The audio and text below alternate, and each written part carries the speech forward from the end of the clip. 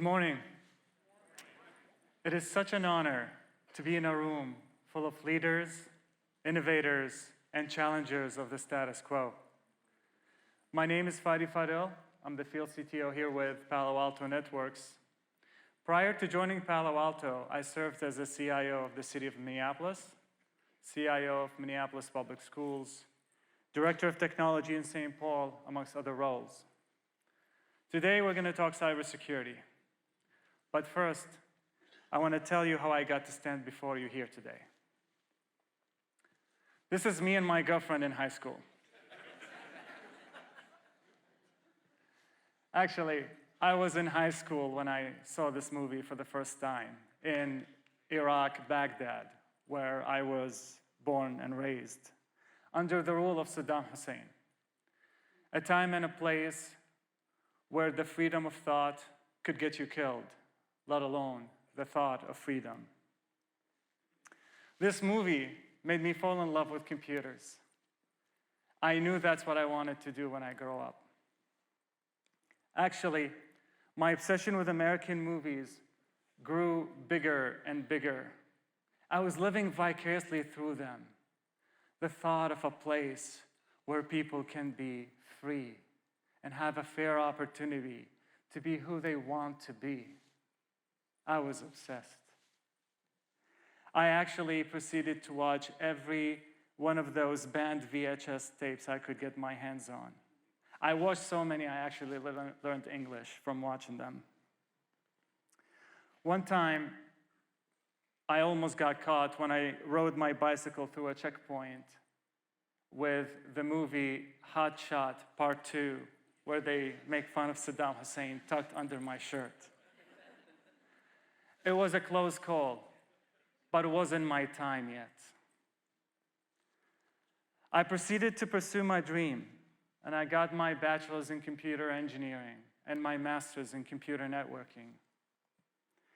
On my graduation day, when I was crossing the stage, I received my degree.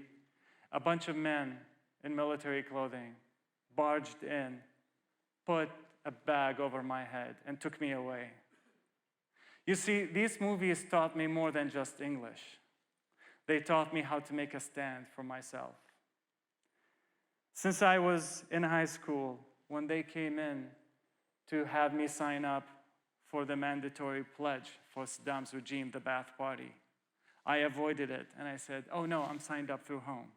And when they came home, I said, no, I'm signed up through school.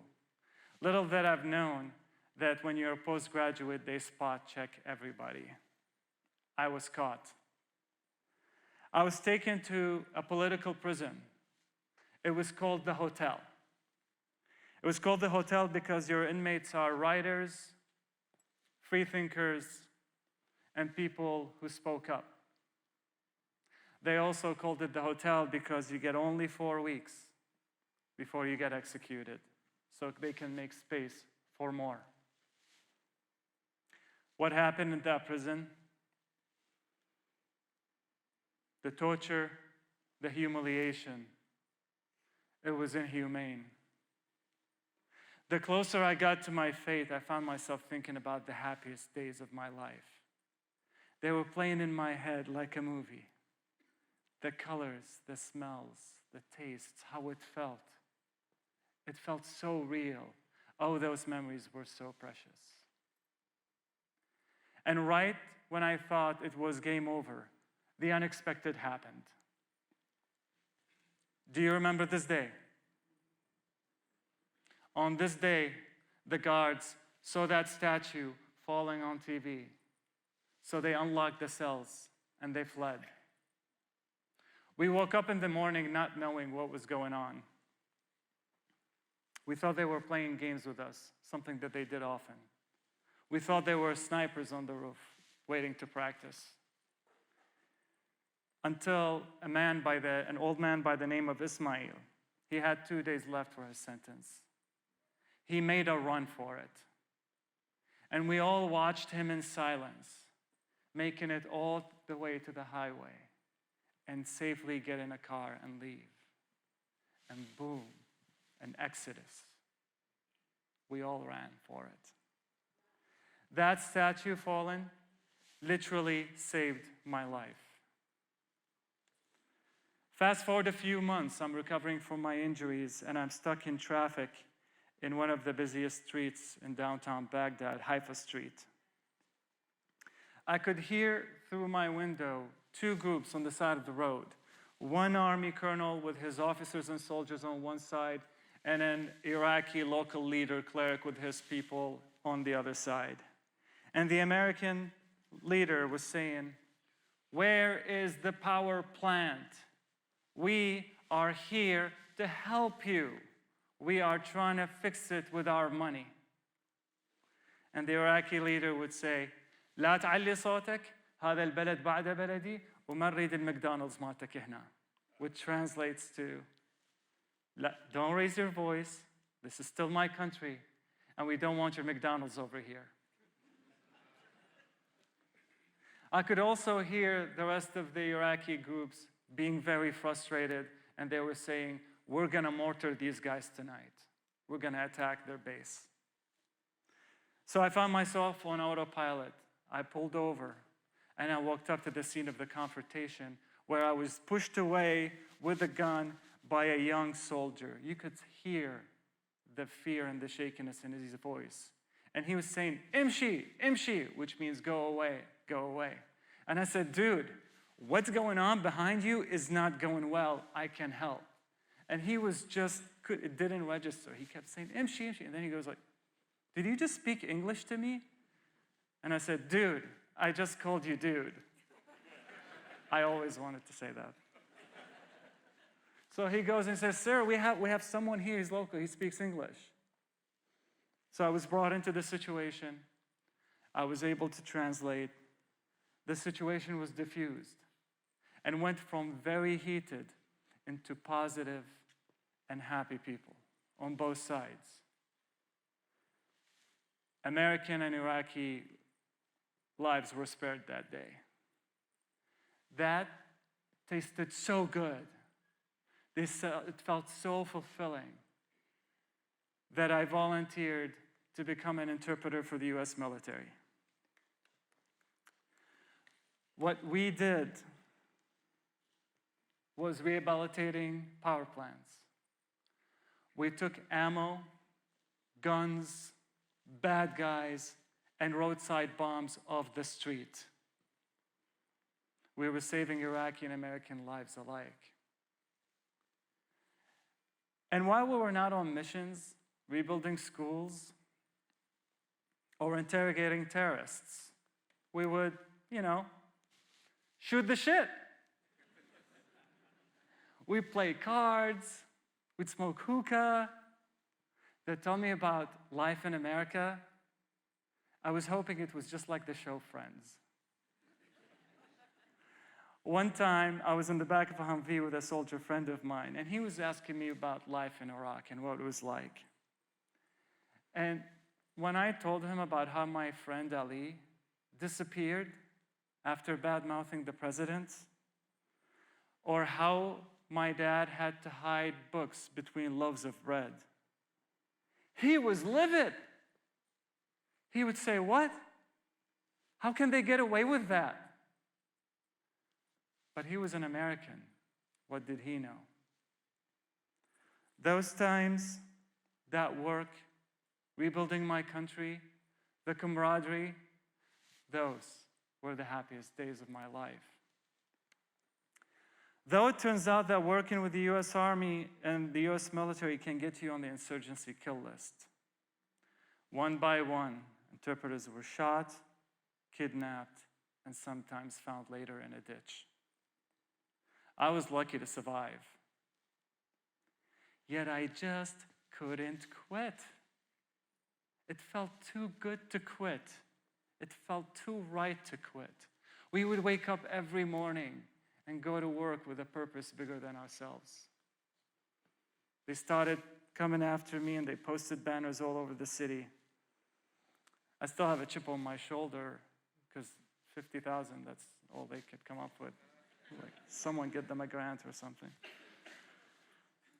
One day, I got home and my dad had the most terrible look in his eyes, and he handed me a death threat. It was left at our house. They found out where I lived. It got too real. It's my family on the line now. My dad, my mother, my sisters, my brother. So I took the letter and went back to the FOB, to the base. And I shared it with Colonel Bauman. I was working with him at the time. And I was expecting a look of empathy, sympathy, worry. But instead, he delivered to me one of the biggest lessons I learned from my new American friends. He looks me straight in the eyes and he goes, "Are you gonna let them win?" I was so taken by his response. And then he goes, "Don't answer now. Tonight, you're sleeping in the barracks with the rest of us, so you're as safe as we are. In the morning, come and tell me what you think." I walked away from his office with a no growing in my head. With every step, that no kept getting louder and louder. I couldn't wait till the morning when I walked into his office and I said, "Hell no."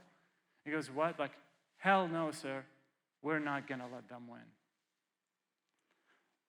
So I went home, gathered my stuff, said goodbye to my family with inconsolable tears, not knowing that I was not gonna see them again for another 10 years, and moved to the base, and they moved into a safe house.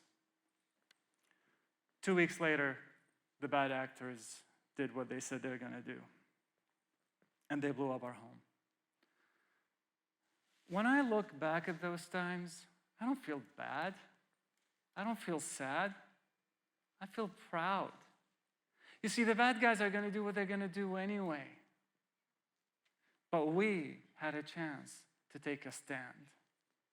We had a chance to stick it. It wasn't a job. It was a pledge. It was a bond. It was a commitment. It was a mission. A few years later, with the help of my American friends, I got to the United States on a political asylum. Today, I stand before you, a proud, free American, living my dream.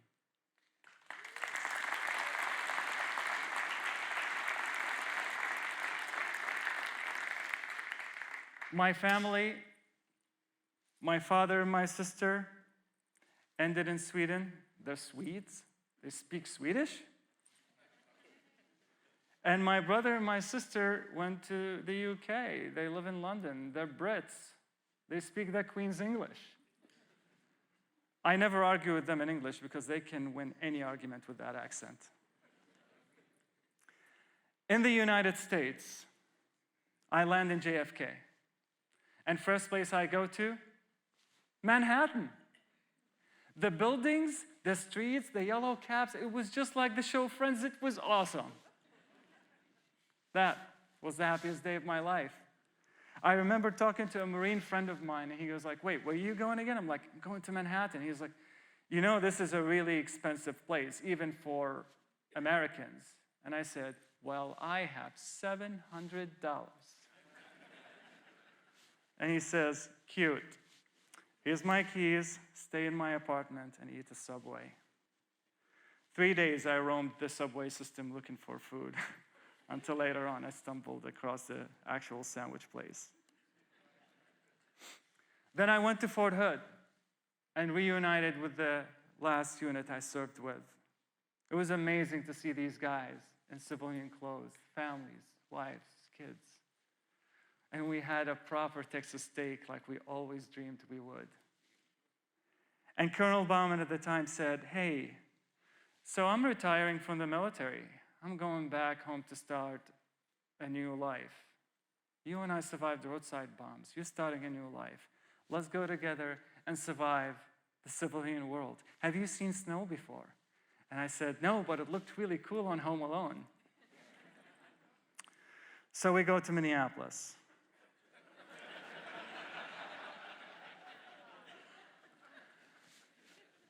One day, Colonel Bauman says, "Hey, what are you doing?" I said, "Nothing." He said, "I'm going to pick you up in an hour. I want to take you to show you what we fought for." and we went to a town hall meeting.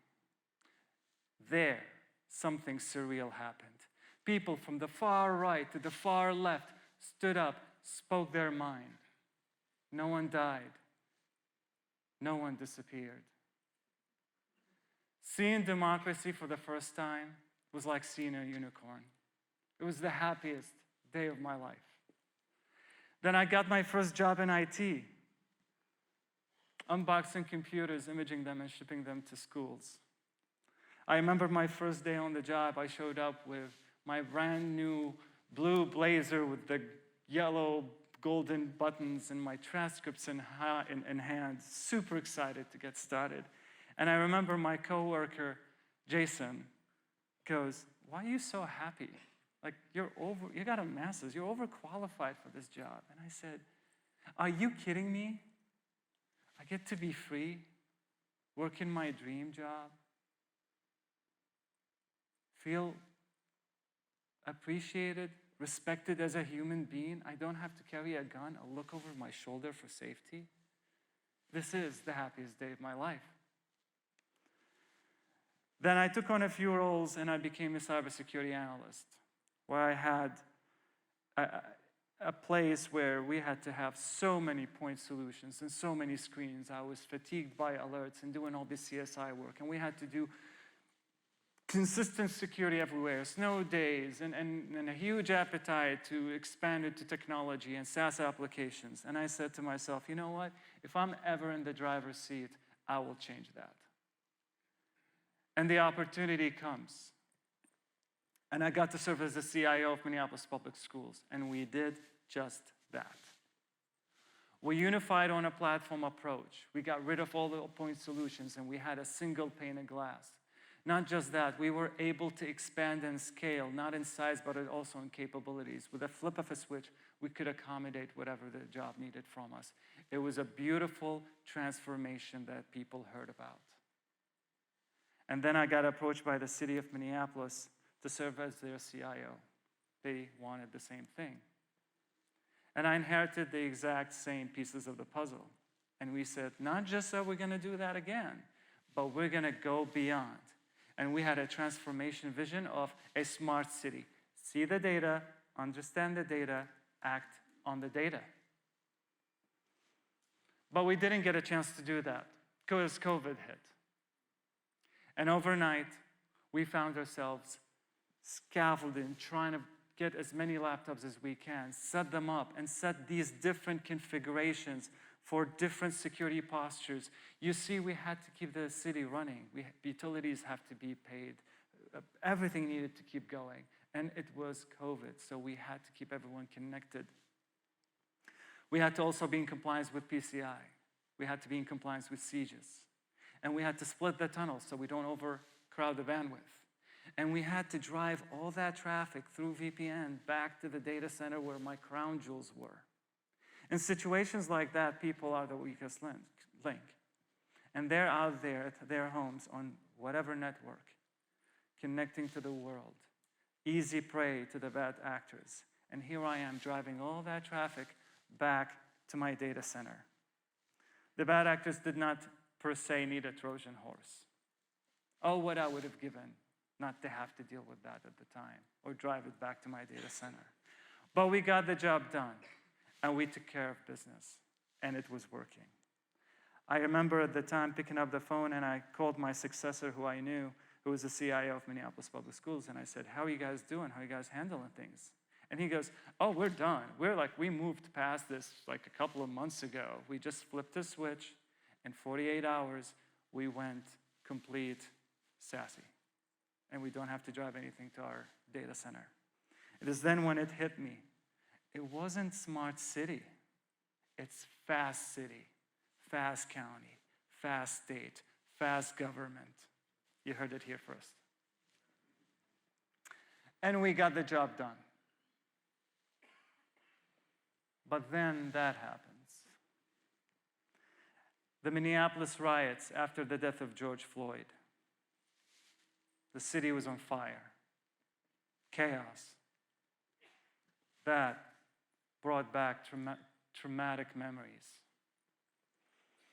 I remember my dad calling me on WhatsApp from Sweden, and he goes, "You guys need to stop it. You need to knock it off." And I said, "What do you mean?" And he goes, we got these kids in downtown Stockholm. They're well-to-do. They don't need anything. They're going around burning stuff, breaking stores, flipping cars. They copy you. They copy you the good and the bad. It's then when I realized that the whole world is watching and the heavy weight of what we're going to do. But we got the job done. We spun VLANs. We worked with the fire department. We worked with the public safety. We worked with the National Guard and got things under control. But right when we thought we got things under control, that happened. That is MPD 3rd Precinct on fire. The basement is my backup data center. I was operating the most difficult times without backup data center. Oh, what I would have given to have had a different approach and got more cloud adoption and secured it over there. 3 days later, I get woken up about 3:30 in the morning by a phone call from my CISO. And he goes, "We got a problem." None other than Anonymous posted a video on YouTube saying they're coming after the city of Minneapolis. We huddled everyone. We had a priority 1 call. It was over Zoom. And we were getting ready, bracing ourselves. A few hours later, the attacks started happening. DDoS attacks from every direction. Servers being attacked, they're trying to take them down. Pages and websites with an attempt to deface them. The situation online was worse than it was on the streets. No one slept. We were working around the hour. And I remember I was on a call with a group of my team, and one of our staff said, "I'm exhausted. I don't know what to do anymore. I feel like we're fighting this battle with a rusty sword. What are we going to do?" And I found the words of Colonel Bauman traveling through space and time into my mouth. And I said, well, the real question is, are we going to let them win? And it was a resounding hell no. So we did everything we can. And in times like these, champions coming out of the woodwork, jumping from every window and every door. "Hey, if you guys hire us, we'll save you." Talking to the mayor, talking to the governor. "You need to hire us, and we're gonna save this situation. We can help." Not even my own vendor would move a finger without a PO.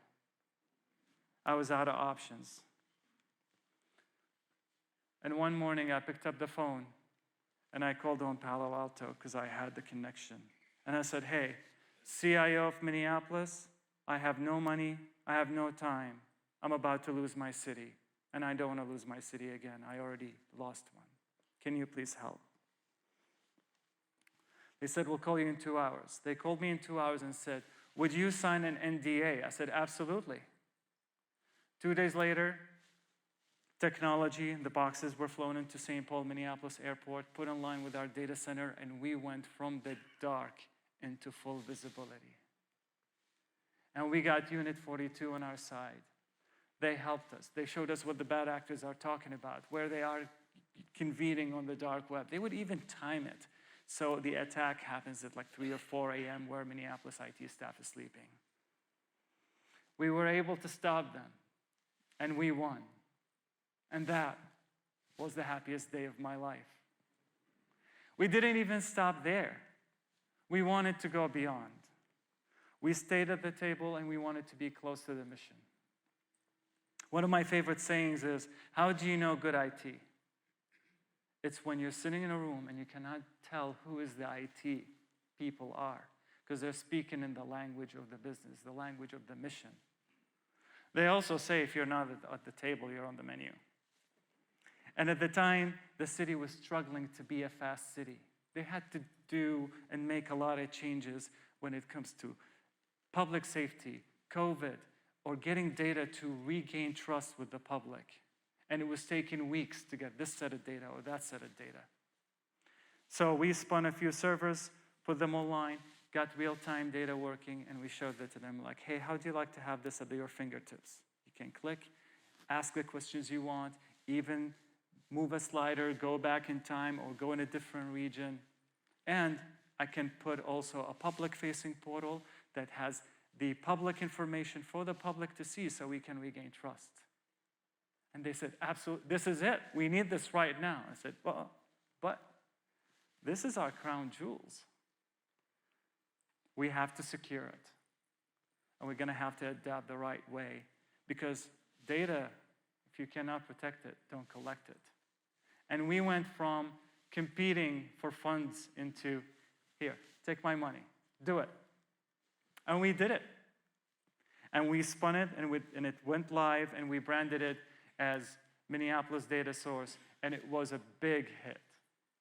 And that was the happiest day of my life. When I reflect back on this journey and try to think of what are the lessons learned, I think of the following. Stay close to the mission. It's how you humanize IT. And it's how you get to be the interpreter, to connect people to technology. Second, tools before strategy, you're headed for tragedy. Be intentional. Be intentional. And third, it's all about people.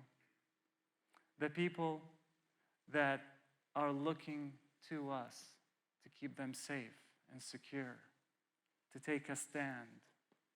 The people that we're protecting and enabling digital government. What a satisfying feeling that is.